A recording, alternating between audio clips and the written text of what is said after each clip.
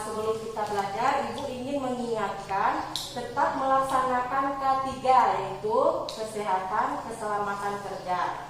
Di masa pandemi ini, kita melaksanakan K3-nya dengan menerapkan 3M. Yang pertama, memakai masker. Ibu lihat semua anak-anak Ibu sudah memakai masker. Yang kedua, mencuci tangan. Apakah sebelum masuk kelas tadi sudah mencuci tangan? Sudah. Bagus. Yang ketiga, menjaga jarak. Dan Ibu lihat semua siswa Ibu sudah menerapkan 3M-nya. Baiklah, sebelum kita mulai pelajaran, kita berdoa dulu. Kita sekarang bikin doa. Siap, Kak? Assalamualaikum warahmatullahi wabarakatuh. Bismillahirrahmanirrahim. Rabbi shrah li sadri wa yassir li amri wahlul 'uqdatam min lisani yafqahul qawli. Rabbi zidni ilman warzuqni fahman. Rabbana atina fid dunya hasanah wa fil akhirati hasanah wa qina azabannar. Ada Bu. Selfie. Ada Bu. Penny. Ada. Ini. Ada Bu. Baik ya, semuanya hadir ya. Alhamdulillah masih semangat belajar. Baiklah, sebelum kita mulai materi baru, Ibu ingin bertanya materi kemarin. Minggu kemarin kita belajar tentang apa? Siapa yang masih ingat? Ya. Siapa yang ingat itu? Apa itu sulaman aplikasi? Ya dia. Sulaman aplikasi adalah teknik menghias menggunakan perca atau bahan lain yang diletakkan dengan tusuk hias. Ya, tepat. Apa itu ciri-ciri sulaman aplikasi? Ya, Fiza. Ciri-ciri sulaman aplikasi itu ada 3. Yang pertama, menggunakan bahan kain perca sebagai bahan utamanya. Yang kedua, penambahan bahan kain diletakkan pada bagian baik kain. Yang ketiga, itu ada pelekatannya dapat menggunakan tusuk hias custom. Ya, bagus. Baiklah, selanjutnya kita akan belajar tentang sulaman guci, di mana nanti Ibu akan menjelaskan apa itu sulaman guci, macam-macam payet yang digunakan untuk sulaman guci, alat dan bahan yang digunakan untuk sulaman guci. Tujuan pelajaran ini agar peserta didik mengetahui apa itu sulaman guci, alat dan bahannya, payet-payet yang digunakan untuk sulaman guci. Ibu akan menjelaskan tentang sulaman guci. Kompetensi dasarnya sekarang ini kita yang pengetahuan ya. 3.9 menerapkan sulaman guci dalam suatu produk, di mana tujuan pembelajarannya peserta didik dapat mendeskripsikan pengertian sulaman guci dengan benar. Yang kedua, peserta didik dapat menganalisis jenis-jenis payet yang digunakan pada sulaman guci. Yang ketiga, peserta didik dapat mengidentifikasi alat dan bahan pembuatan sulaman guci dengan cepat dan benar. Yang pertama ini, pengertian sulaman guci. Sulaman guci atau payet adalah suatu teknik keterampilan menghias kain dengan menggunakan benang dan jarum yang ditambahkan dengan payet untuk membentuk suatu desain yang beragam dan berfungsi memperindah atau mempercantik suatu karya. Berarti mempercantik suatu karya menggunakan payet ya, tambahan payet. Yang kedua ini jenis-jenis payet. Yang pertama, payet bambu. Bentuknya langsing, panjangnya sekitar 1 cm dengan lubang di bagian tengah. Biasanya digunakan untuk tangkai, tepian motif, isian kelopak bunga atau daun, dan berbagai bentuk lainnya. Nah ini contoh bentuk payet bambu. Fungsi di tengah lubang itu untuk memasukkan benang ya. Lanjut yang kedua, payet tebu atau patahan. Bentuknya seperti bambu pendek, berarti bambu tadi dibagi dua. Digunakan untuk membentuk tangkai, daun, dan berbagai bentuk lainnya. Sama fungsinya ya. Yang ketiga, payet pasir. Bentuknya bulat kecil dengan lubang di tengahnya. Piring datar. Bentuknya pipi dan tipis, terbuat dari plastik atau mika yang sangat tipis dengan lubang di tengahnya. Digunakan untuk membentuk kelopak bunga kecil, benang sari bunga, dan berbagai bentuk lainnya. Oke, piring mangkuk. F. Manik-manik. Manik-manik memiliki banyak jenis. Kita lanjut ke alat dan bahan. Setiap pembuatan sulaman pasti menggunakan alat dan bahan. Yang pertama alat dulu, jarum jahit. Nah, jarum payet ini biasanya tuh lebih kecil, ujungnya runcing. Jarumnya mereknya Regal. Halus, itu cirinya halus. Itu memang khusus untuk mengerjakan payet dan manik-manik. Semakin besar nomor jarum, dia semakin halus jarumnya. Bukan dua lanjut. Nah, gunting benang. Ketiga, pemidangan. Nah, setiap sulaman pasti kita pakai pemidangan. Pemidangan ini digunakan untuk membentangkan kain agar kita mudah menyulam, agar bahannya itu tidak berkerut. Ini ada dua nih contohnya, ada yang dari kayu, ada yang dari plastik, dan berbagai ukuran. Lanjut yang keempat, kertas roti. Kertas roti ini berfungsi untuk menggambar motif dan memindahkan motif desain ke kain. Yang kelima, pensil atau ballpoint. Ini digunakan untuk merancang desain dan menciplak rancangan desain itu. Keenam, jarum pentul. Digunakan untuk menahan kertas minyak agar tidak bergeser saat diciplak. Ini tetap sama aja fungsinya ini. Yang ketujuh, pensil jahit. Pensil jahit digunakan untuk menandai desain motif yang digambar langsung pada kain. Berarti kalau kalian langsung bikin motif pada kain, langsung pakai pensil jahit. Lanjut karbon. Karbon yang digunakan adalah karbon berwarna. Bahan yang kita gunakan itu yang pertama benang jahit. Biasanya kita kalau menyulam benang sulam, kalau khusus payet benang jahit. Yang kedua, ini jenis kainnya. Jenis kain yang dipakai untuk memasang banyak-banyak payet itu bisa semua kain, yaitu kain katun bisa, sutra, satin, organdi, sifon, denim, kanvas. Nah ini contoh katun, contoh kain katun dan contoh kain sutra. Nah ini organdi. Ini. Nah ini kain kanvas. Jadi tebal ini kain kanvas nih. Nah ini sifon juga pernah saya pakai. Ini denim. Atau biasa kalau kayak apa? Kalian kenal dengan jeans. Nah ini jenis payetnya. Ini ada payet bambu, payet pasir, manik-manik, piringan. Nah, sampai sini jelas? Jelas.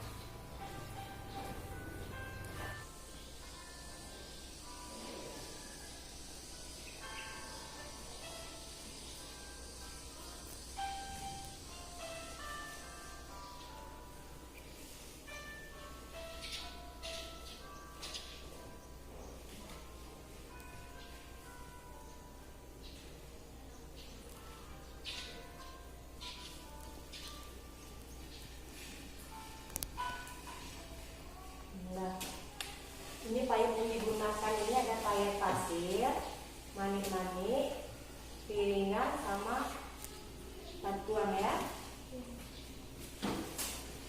Kita paham kan cara bikinnya? Dan selanjutnya ibu minta kalian bagi kelompok, satu kelompok 4 orang. Bagikan satu kelompok, satu KTP. Studi pelajarannya nanti ada informasi ini. Dibaca informasinya. Kemudian lanjut ke menganalisis LKPD. Ada di belakangnya. Ya, Kat ya.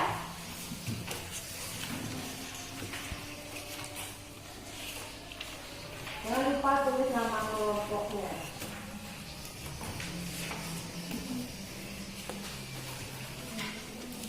Semua ngomong.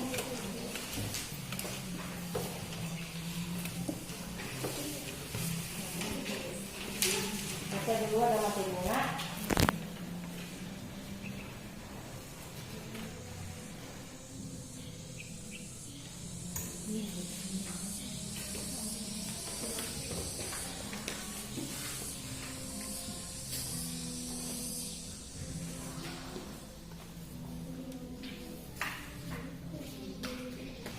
Nanti kurang paham boleh tanya sama ibu ya.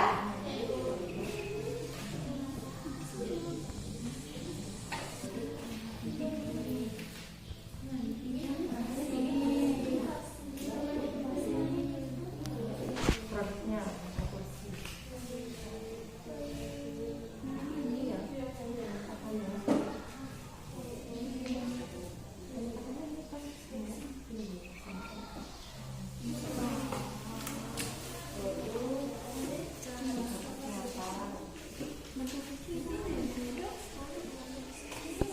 Ini penempatan.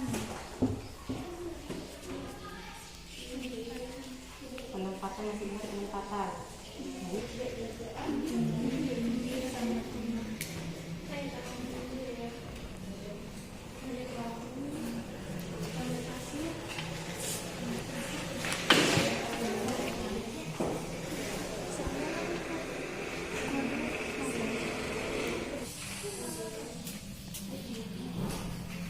Penempatan pada produk.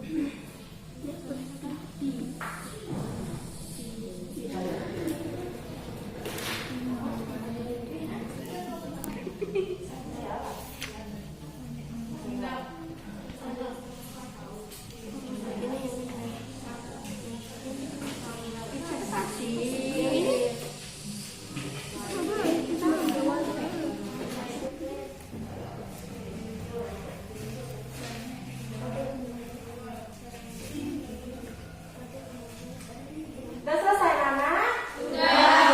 Baiklah, selanjutnya kita mempresentasikan hasil diskusi kalian. Silakan kelompok 1 maju. Assalamualaikum warahmatullahi wabarakatuh. Di sini kami akan mendiskusikan hasil diskusi kami. Baiklah, pada gambar pertama, produk yaitu batang kursi, jenis payet bambu, manik-manik, pasir dan lampu. Teknik pengerjaan daun, mawar, jujur dan rantai. Penempatan pada produk yaitu pinggir dan tengah.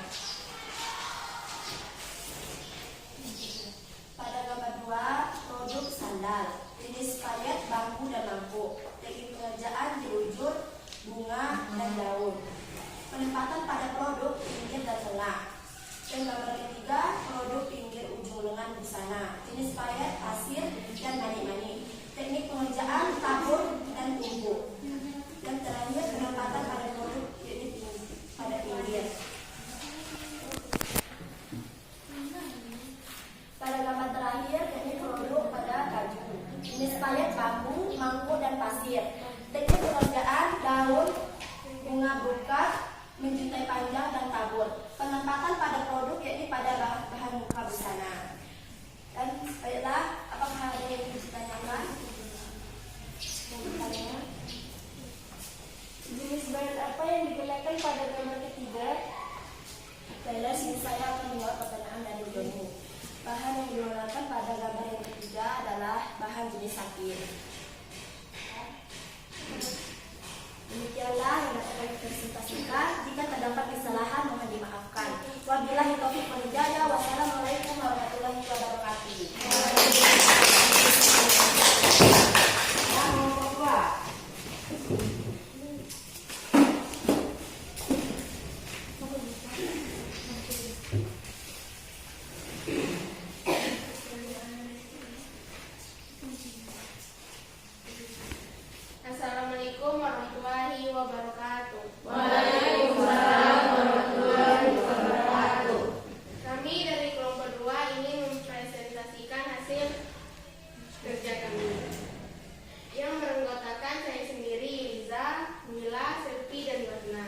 Langsung saja nomor 1, produk bantal kursi jenis payet, payet pasir, mani-mani, dan mangkuk. Teknik pengerjaan adalah teknik daun, jelujur, rantai, dan bunga. Penempatan pada produk pinggir dan tengah. Nomor 2, produk sandal jenis payet, payet pasir, piring, dan payet tebu. Teknik pengerjaan adalah teknik jelujur, bunga, dan susu pipi. Penempatan pada produk pola pinggiran, mani-mani, dan pasir. 3, teknik pengerjaan adalah jelujur, tabur, ikat jejak. Penempatan pada produk tepi.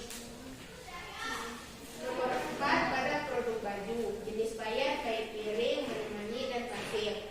Saya ingin ditanyakan. Pada nomor 4, selain teknik pengerjaan jelujur dan bunga brokat, teknik apa lagi yang bisa digunakan? Teknik menjuntai, panjang, dan tabur. Baiklah, saya tutup. Wassalamualaikum warahmatullahi wabarakatuh. Lanjut kelompok 3.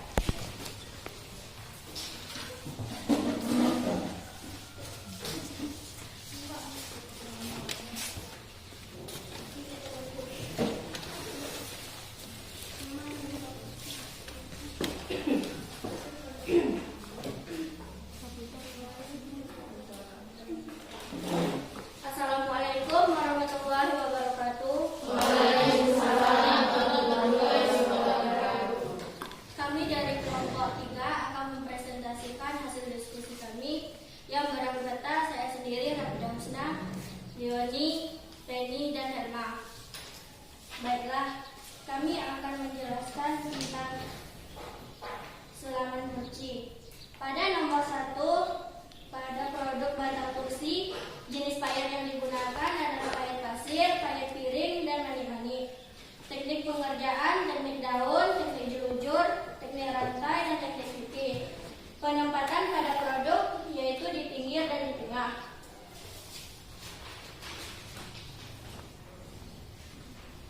Pada gambar kedua, produk sandal jenis payet, payet tebu, teknik pengerjaan, teknik jelujur, teknik bunga, dan teknik daun.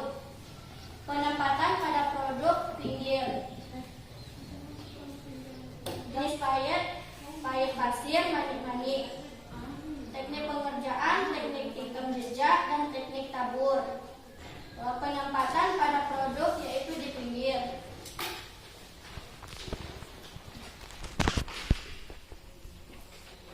Gambar keempat, produk baju jenis payet, payet piring, piring mangkok, payet pasir, dan payet bambu. Teknik pengerjaan, teknik jelujur, teknik bunga. Penempatan pada produk pinggir dan tengah. Apa ada yang ingin ditanyakan? Pada gambar pertama, selain terdapat teknik daun dan teknik jelujur, terdapat teknik apa lagi? Baiklah, saya akan menjawab pertanyaan dari Mila. Pada gambar pertama, selain terdapat teknik daun dan teknik jelujur, terdapat juga teknik tusuk pipih. Apa ada lagi? Demikianlah hasil presentasi kami dari kelompok 3. Apabila ada kesalahan, kami mohon dimaafkan, dan saya tutup dengan wabillahi taufiq wal hidayah. Wassalamualaikum warahmatullahi wabarakatuh.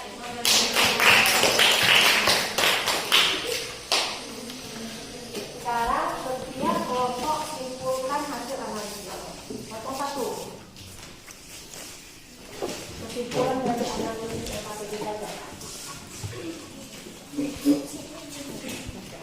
Baiklah, di sini kami menyimpulkan bahwa pada sulaman kunci ini produk yang banyak digunakan yakni busana dan layanan rumah tangga. Jenis payet yang banyak digunakan bambu, jenis payet bambu, jenis payet pasir, dan mangkuk. Teknik pengerjaan yakni daun, tabur, dan jelujur. Dan yang terakhir penempatannya pada pinggir. Bagus. Kelompok 2. Katakan satu kesimpulannya. Kesimpulannya, banyak digunakan pada layanan rumah tangga.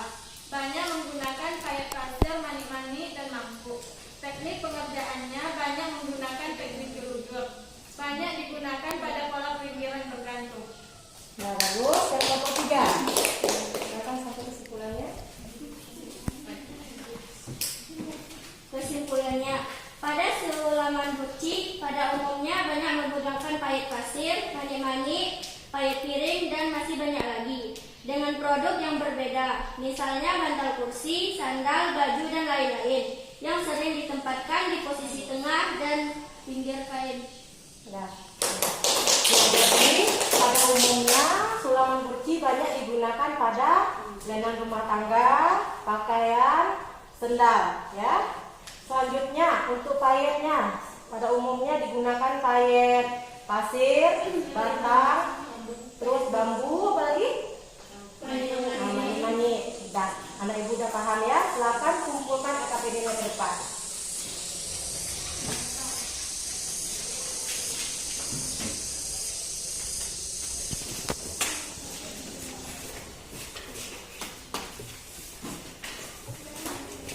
Silakan kembali ke duduknya masing-masing.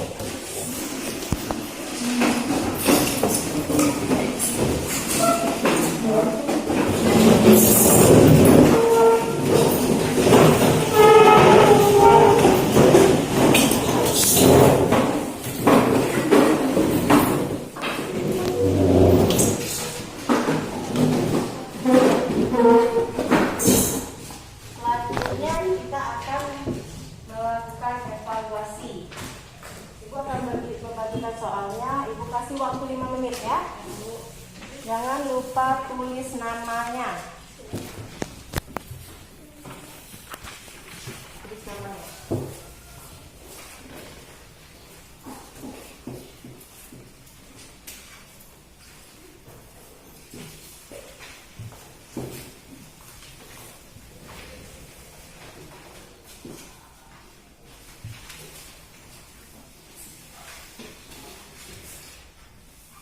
Ulangi jawaban yang betul.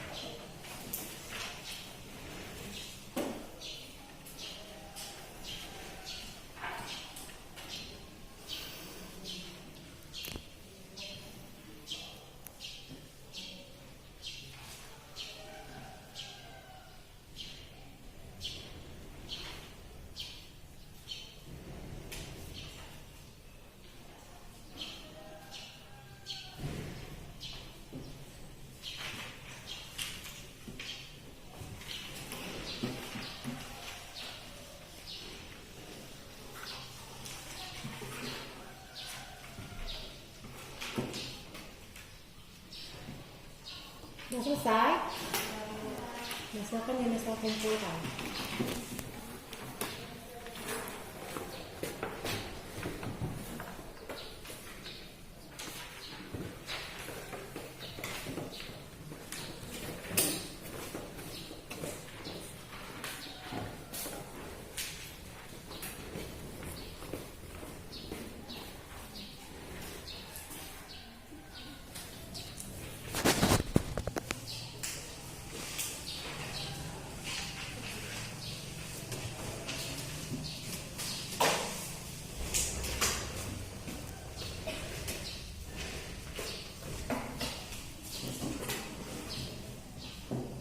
Dan di pelajaran hari ini adalah tentang sulaman kunci, di mana sulaman kunci itu adalah teknik menghias kain dengan menggunakan berbagai macam payet dan menye-menye untuk memperindah suatu produk. Payet yang digunakan berbagai bentuk dan warna ya, ada payet pasir, batang, bambu, manik-manik, dan lain-lain. Baiklah. Setelah Ibu perhatikan evaluasinya, alhamdulillah nilainya udah di atas KKM. Berarti Ibu anggap kalian sudah paham ya. Baiklah, untuk materi hari ini sudah selesai. Untuk minggu depan kita akan melanjut untuk keterampilan. Kita akan praktek membuat sulaman burci. Gue harapkan anak-anak Ibu minggu depan bawa alat dan bahan untuk membuat sulaman burci. Sebelum kita mengakhiri pelajaran, marilah kita berdoa. Yunesa. Siap, Kak.